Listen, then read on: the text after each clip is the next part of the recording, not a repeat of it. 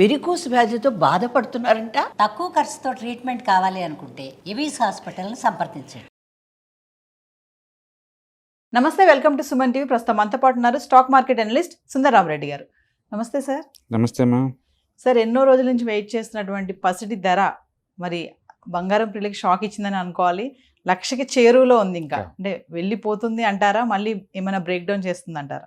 డెఫినెట్గా అంటే గత 5-6 సంవత్సరాల నుంచి గోల్డ్ 1,00,000 చేరుతుంది అని చెప్పేసి లక్షలాది గోల్డ్ ఇన్వెస్టర్స్ అంతా ఎదురు చూస్తూ ఉన్నారండి. అండ్ ఇండియన్స్ తెలుసు, మీకు గోల్డ్ గురించి మాట్లాడుకోవాలన్నా, గోల్డ్ నగదులో ధరించాలన్నా, అండ్ గోల్డ్ గురించి ఏదైనా సరే డిస్కషన్స్ అయినా సరే చాలా ఇష్టపూర్వకంగా దాంట్లో ఎంటర్ అవుతూ ఉంటారు. అలాంటిది 1,00,000 నడుస్తూ ఉన్నవాళ్ళు మొత్తానికైతే ఇవాళ రేపట్లో చేరబోతుందండి. ఈరోజు ఆల్మోస్ట్ 99 దగ్గరకు వచ్చేసింది. కాబట్టి లిటరల్లీ 1,00,000 టచ్ అయినట్టు గోల్డ్. రేపటి నుంచి అన్ని మీడియాస్ మొత్తం ఫ్లాష్ అవుతూ ఉంటాయి.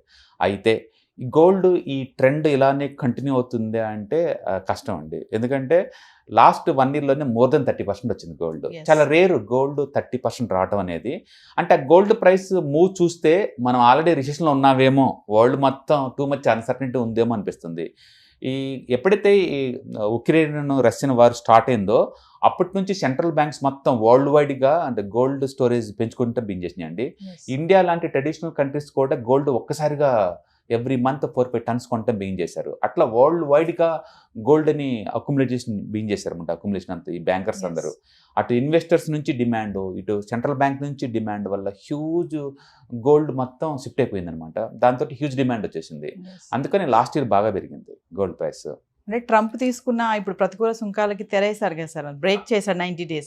దానివల్ల పెరిగింది అనుకోవచ్చు అంటారా? దానివల్ల అనే బదులు బేసికల్గా గోల్డ్ మనం చార్ట్లు కనుక చూసుకున్నాం అనుకోండి, అమెరికన్ ప్రెసిడెంట్ నిక్సన్ ఉన్న టైంలో 1917లో అండి ఫస్ట్ టైం గోల్డ్ ప్రైస్లో కదలికి వచ్చింది. అంతకుముందు గోల్డ్ ప్రైస్ లేదు, 4,000 3,000 ఇలానే ఉండేది, స్టేబుల్గా ఉందన్నమాట. కొన్ని డెకేడ్స్ అది స్టేబుల్గా ఉంది. ఒక్కసారిగా నిక్సన్ టైంలో ఇది బ్రేక్అవుట్ అయిందండి. అండ్ 2,100% పెరిగింది విత్ ఇన్ ద 10 yearsలోనే. గోల్డ్కి స్వర్ణ యుగం అంటే అదండి 1970. ఆ తర్వాత మళ్ళీ గోల్డ్ సైడ్వే మార్కెట్కి వెళ్ళిందంటే 30 years మళ్ళీ సైడ్వేలో ఉండిపోయింది. తర్వాత 2002లో మళ్ళీ గోల్డ్ ప్రైస్ ఒకసారిగా బ్రేక్అవుట్ అయింది, ఒకసారి 900% పెరిగింది. Third biggest bull market last year start అయింది. అంటే almost 12 years cup and handle pattern breakout అయిందండి. అంటే లాస్ట్ ఇయర్తో గోల్డ్ బుల్ రన్ స్టార్ట్ అయింది. బహుశా నెక్స్ట్ డెకేడ్ కల్లా గోల్డ్ ఒక 9x దాకా పెరిగే ఛాన్స్ ఉంది. అంటే ఇప్పుడు లాస్ట్ 3 yearsలో గోల్డ్ మొత్తం 100% పెరిగింది. నెక్స్ట్ ఇంకా ఒక 8x పెరిగే ఛాన్స్ ఉంది నెక్స్ట్ డెకేడ్లో. మొత్తానికి మనం గోల్డ్ థర్డ్ బిగ్గెస్ట్ బుల్ మార్కెట్లో ఇప్పుడు ఉన్నాము. ద వరల్డ్ మార్కెట్ ఎంత అన్సర్టనిటీ ఎక్కువైతే, ఈక్విటీ మార్కెట్లో డిస్టర్బెన్స్ ఎంత ఎక్కువ ఉంటే గోల్డ్ అంత ఎక్కువ పర్ఫార్మెన్స్ చేసే ఛాన్స్ ఎక్కువ ఉంది. అదర్వైజ్ అయితే గోల్డ్ నార్మల్ సినారీలో అయితే నీకు ఇయర్లీ యావరేజ్ మీద 12-13%. నిఫ్టీ ఇప్పుడు స్టార్ట్ అయ్యింది 30 years అండి. 1995లో స్టార్ట్ చేశారు నిఫ్టీని. ఇప్పుడు వరకు యావరేజ్ రిటర్న్స్ 13% నిఫ్టీలో. గోల్డ్ కూడా ఎగ్జాక్ట్లీ దాని కాంపిటీషన్ వస్తుంది అనమాట. 13% ప్రయాణం చొప్పున వస్తుంది అప్పటి నుంచి ఇప్పుడు దాకా. బట్ గోల్డ్లో ఉన్న బ్యూటీ ఏంటంటే తక్కువ డిస్టర్బెన్స్ అండ్ స్టేబుల్ రిటర్న్స్, అంటే ఎక్కువ మంది ఇన్వెస్టర్స్ని అట్రాక్ట్ చేస్తుంది అది. నిఫ్టీ అలా కాదు, too much up and down, పడితే 60 దాకా పడ్డ రోజులు కూడా ఉన్నాయి. అండ్ రికవరీ అయితే మళ్ళీ ప్లస్ 30-40 కూడా రికవర్ అవుతాయి అనమాట. గోల్డ్లో ఉన్న స్టెబిలిటీ ఈక్విటీ మార్కెట్లో ఉండదు. అందుకని న్యాచురల్గా ఎసెట్ క్లాస్లో పెట్టే వాళ్ళకి గోల్డ్ అనేది సపరేట్ యూనిక్ అనమాట. ఇప్పటికీ మీరు ఎవరైనా గోల్డ్ ఇన్వెస్ట్ చేయాలంటే and multi asset allocation funds ద్వారా ఇండైరెక్ట్ గోల్డ్లోకి ఎంటర్ అవ్వచ్చు. డైరెక్ట్గా ఇన్వెస్ట్ చేస్తారా అంటే ఈ రేటు మీద అంటే అంత వర్త్ కాదండి.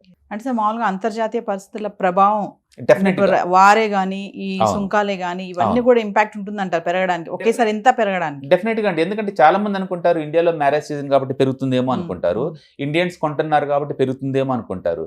కమోడిటీస్ మొత్తం గ్లోబల్ అండి, అవన్నీ గ్లోబల్ వైజ్ ఎఫెక్ట్ అవుతాయి అనమాట. ప్రపంచంలో అన్ని కంట్రీస్లో కూడా గోల్డ్ హ్యూజ్ డిమాండ్ ఉంది. ఇన్ఫ్యాక్ట్ ప్రపంచవ్యాప్తంగా లాస్ట్ 30 yearsలో కనుక మన స్టాక్ మార్కెట్ పర్ఫార్మెన్స్ చూసుకుంటే except India and America and Taiwan, ఈ 3 కంట్రీస్ పక్కన పెడితే ఈక్విటీ మార్కెట్ని గోల్డ్ బీట్ చేసిందండి. అంటే ప్రతి కంట్రీలో ఎవరైతే గోల్డ్ కొంటున్నారో వాళ్ళ కంట్రీల్లో ఈక్విటీ మార్కెట్తో పోల్చుకుంటూ వాళ్ళు ఎక్కువ రిటర్న్స్ వచ్చింది. ఈవెన్ టర్కీ లాంటి గోల్డ్ బాగా కొన్ని కంట్రీల్లో కూడా ఈక్విటీ మార్కెట్ని గోల్డ్ బీట్ చేసిందండి. ఒక ఇండియా, అమెరికా, తైవాన్ ప్రపంచవ్యాప్తంగా 30 yearsలో గోల్డ్ని బీట్ చేసి రిటర్న్స్ వచ్చిందంటే ఈ 3 ఈక్విటీ మార్కెట్లోనే. రెస్ట్ ఆఫ్ ది వరల్డ్లో ఎక్కడ కూడా గోల్డ్ని బీట్ చేయలేదండి. అంటే gold is the wonderful asset class అనమాట. వరల్డ్ వైడ్గా కన్జర్వేటివ్ వాళ్ళని అది బాగా అట్రాక్ట్ చేస్తుంది బై డిఫాల్ట్. అండ్ రెండోది ఇన్ఫ్లేషన్కి హెడ్జింగ్ వాడతారు, స్టెబిలిటీ ఉంటుంది. ఈక్విటీ మార్కెట్ డిస్టర్బెన్స్ వచ్చిన ప్రతిసారి గోల్డ్ పర్ఫార్మెన్స్ పీక్ లెవెల్లో ఉంటుంది, అది ఎక్స్ట్రా. అందుకని గోల్డ్ ట్రెడిషనల్గా అండ్ మోడర్న్గా పీపుల్ కూడా కొంటున్నారు. అండ్ మోర్ ఎవర్ ఈక్విటీ మార్కెట్లోకి ఆల్మోస్ట్ 25,000 కోట్లు మ్యూచువల్ ఫండ్ రూట్లో వస్తున్నాయండి. అందులో ఎక్కువ అమౌంట్ కాతికుతో మల్టీ అసెట్ అలొకేషన్ ఫండ్స్కి వెళ్తున్నాయి. అంటే వాళ్ళు ఇండైరెక్ట్గా గోల్డ్ సిల్వర్ కొంటారు. అట్లా ఇండైరెక్ట్గా ఈక్విటీ మార్కెట్ నుంచి గోల్డ్కి వస్తుంది. ట్రెడిషనల్గా గోల్డ్ కొనే వాళ్ళు కొంటున్నారు, ఆర్నమెంట్స్ కోసం కొనే వాళ్ళు కొంటున్నారు, సెంట్రల్ బ్యాంక్స్ కొంటున్నాయి. ఇండస్ట్రియల్ యూటిలిటీ కూడా ఎంతకంత పెరుగుతుంది. ఈ సెమీ కండక్టర్ ఇండస్ట్రీ పెరిగే కొద్దీ ఈ గోల్డ్ కూడా యూసేజ్ కూడా పెరుగుతుంది అనమాట. మొత్తానికి ఓవరాల్గా అయితే ఇండస్ట్రియల్ యూటిలిటీ ఎక్కువ ఉంది, ఇట్లా ఇన్వెస్ట్మెంట్ కమ్యూనిటీ నుంచి డిమాండ్ ఎక్కువ ఉంది. అందుకని గోల్డ్ అంత ప్రీమియం అయిపోయింది. మొత్తానికి 1,10 గ్రామ్ గోల్డ్ అనేది ఒక సెంటిమెంటల్గా మంచిది అనమాట. అంటే కమింగ్ టు సిల్వర్ సార్, మరి ఇది కూడా అలానే ఉంది, పరుగుపెడుతుంది బంగారంతో పాటు. బేసికల్గా ఈ రెండు జంట కవుల్లాగా ఒకే రూట్లో పోతుంటాయండి. హిస్టారికల్ మనం చూసినప్పుడు గోల్డ్ పోయిందంటే ఇది కూడా అదే పర్పస్కి పోతూ ఉంటుంది. అండ్ వండర్ ఏంటంటే లాస్ట్ 10 days నుంచి గోల్డ్ తిలబోతుంది అండ్ సిల్వర్ మాత్రం స్లీపింగ్ మోడ్లో ఉంది. బట్ డెఫినెట్గా తొందరలోనే అది కూడా క్యాచప్ అవుతుందండి. యాక్చువల్లీ ఈ మధ్యకాలంలో సిల్వర్ యూటిలిటీ బాగా పెరిగిందండి. ఎందుకంటే సెమీ కండక్టర్ ఇండస్ట్రీ కావచ్చు, షిప్ మ్యానుఫ్యాక్చరింగ్ ఇవన్నీ పెరుగుతున్నాయి కదా. ఇండస్ట్రియల్ యూటిలిటీ చాలా ఎక్కువ. గోల్డ్ ఏమో ఇన్వెస్ట్మెంట్ కమ్యూనిటీ నుంచి డిమాండ్ ఎక్కువ వస్తుంది. సిల్వర్కి ఏమో ఇండస్ట్రీ నుంచి ఉంటుంది అంటే కాతికొత్తో ఇన్వెస్టర్స్ దగ్గర నుంచి కూడా వస్తుంది అనమాట. అందుకని ఇండస్ట్రీ డిమాండ్ చాలా ఎక్కువ సిల్వర్కి. బట్ ముందు రోజుల్లో గోల్డ్ కాస్ట్ పెరిగే కొద్దీ గోల్డ్కి రీప్లేస్మెంట్గా సిల్వర్ వాడటం దీనవుద్దండి. అందుకని డెఫినెట్గా సిల్వర్ కూడా గోల్డ్ అని పర్ఫామ్ చేసే ఛాన్స్ ఎక్కువ ఉంది. ఇన్ఫ్యాక్ట్ గోల్డ్ని బీట్ చేసింది నేను అనుకుంటున్నాను. సో మనం చాలా వీడియోలో అనుకున్నాము 2025 ఎండింగ్ వరకు 1 lakh వస్తుంది గోల్డ్. మరి ఇప్పుడు చూసుకుంటే 2025 4th month లోనే మనం రీచ్ అయిపోతున్నాము. దీన్ని ఎలా చూడొచ్చు అంటారు? దీని మీనింగ్ ఏంటంటే ఈక్విటీ మార్కెట్లో డిస్టర్బెన్స్ ఎక్కువ ఉందని అర్థం. ఎప్పుడైతే ఈక్విటీలో డిస్టర్బెన్స్ ఎక్కువ ఉంటుందో సేఫ్టీ కోసం ఎక్కువ మనీ వచ్చి దీంట్లో పెడుతుంటారు అనమాట. అంతెందుకు ఈక్విటీ మార్కెట్ పర్ఫార్మెన్స్ స్టార్ట్ అయింది అనుకోండి, అందరూ మల్టీ అసెట్ అలొకేషన్ ఆపేసి ఈక్విటీకి పంప్ చేస్తారు. ఆటోమేటిక్ గోల్డ్ లోంచి ఇన్వెస్ట్మెంట్స్ కొన్ని బయటకు వచ్చేస్తాయి. అట్లా మళ్ళీ గోల్డ్ తగ్గిపోద్ది అనమాట. అందుకని ఈ కన్సిస్టెన్సీ మనం ఎక్స్పెక్ట్ చేయలేం. కానీ but yearly average expectation 12 to 50% మీకు కావాలి అనుకుంటే కనుక గోల్డ్ అప్పటికి ఇప్పటికీ ఎప్పటికీ మీరు ఇన్వెస్ట్ చేసుకోవచ్చు. బట్ లాస్ట్ ఇయర్ ఎక్స్పెక్టేషన్ అయితే ఉండవు. నేను అనుకోవటం ఏంటంటే ఈ 1 lakh దగ్గర రొటేట్ అవుద్ది అనుకుంటున్నాను. But again depending upon the equity market disturbance అనమాట. ఇన్ కేస్ తగ్గితే ఎంతవరకు తగ్గొచ్చు అంటారు? గోల్డ్లో ఉన్న బ్యూటీ ఏంటంటే టూ మచ్ తగ్గదండి. ఈక్విటీ లాగా 20-30 పడవు. మన కనుక గత 20 years మనం చూసుకుంటే వరస్ట్ ఆఫ్ ఆల్ గోల్డ్లో 5 to 6% కన్నా ఎక్కువ ఉండదు. పెరిగితే 30 పెరిగిద్ది, కానీ పడితే మాత్రం అంత పడదండి. అందుకని మేబీ ఒక 5 to 7% ఎక్స్పెక్ట్ చేయొచ్చు డిస్కౌంట్, అంతకంటే ఎక్కువ ఉండదు. మేబీ 90,000 to 1 lakh మధ్య నెక్స్ట్ 1 year వరకు ట్రేడ్ అవ్వచ్చు. But again subject to the market disturbance అనమాట. ఎందుకంటే ఇప్పుడు ట్రంప్ చైనా వాళ్ళ డిస్కషన్ నడుస్తున్నాయి. మేబీ 90 days కల్లా వరల్డ్తో పాటు చైనా వాళ్ళు అగ్రిమెంట్ కుదిరించుకున్నారనుకోండి, గోల్డ్ ఇంకా ఆగిపోద్ది. ఎందుకంటే ఈక్విటీలో స్టేబుల్ వచ్చింది కాబట్టి.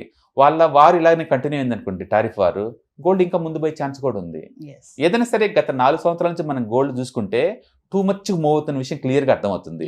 అంటే హిస్టరీ ఒకప్పుడు చూసుకుంటే ఇయర్లీ 5-6%, లాస్ట్ 10 years చూసుకుంటే 12% యావరేజ్ మీద, లాస్ట్ 5 years చూసుకుంటే 15% పర్ యానం యావరేజ్ మీద, లాస్ట్ 2 years చూసుకుంటే 20% పర్ యానం.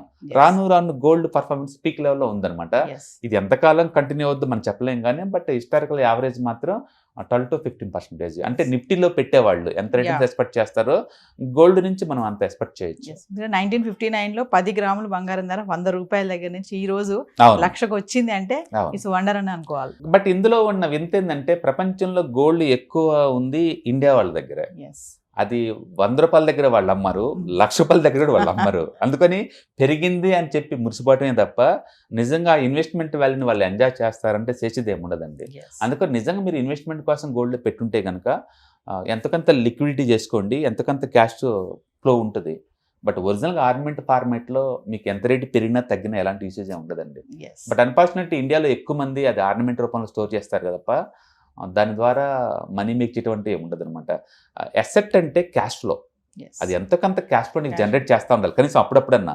బట్ మన ఇండియాలో ఇళ్లలోకి వచ్చేసిందంటే ఇంక బయటబాటు అంటే ఏముండదు. అది పర్మనెంట్ అసెట్ లాగా ట్రీట్ చేస్తారు కాబట్టి అది ఎవరు. Thank you sir.